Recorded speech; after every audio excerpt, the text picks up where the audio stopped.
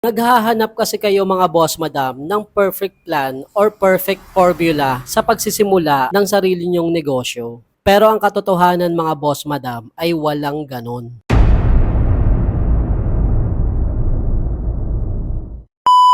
What's up sa inyo mga boss madam? Unang-una sa lahat, pagpasensya nyo na dahil medyo maingay dito sa area dahil nandito ako mismo sa aming coffee shop. Ang pag-uusapan natin ngayon ay tungkol sa how to start your own business part 3. One of the reason kaya hindi ka pa makapagsimula ng sarili mong negosyo ay nasobrahan ka na sa pag-aaral. Hindi yung pag-aaral sa eskwelahan ng tinutukoy ko dito mga boss madam. Naaalala nyo pa ba mga boss madam nung unang pumasok sa isip nyo na gusto nyong magsimula ng sarili nyong negosyo? At kung sobrang tagal na ng panahon na yon, yan ang sinasabi ko sa inyo mga boss madam. Nasobrahan na kayo sa pag-aaral, sa pagre-research, paano ba magsimula ng sariling negosyo. Dahil the more na nag-aaral ka, mas nadidelay ang execution mo sa pagsisimula mo ng sarili mong negosyo. Naghahanap kasi kayo mga boss madam ng perfect plan or perfect formula sa pagsisimula ng sarili nyong negosyo.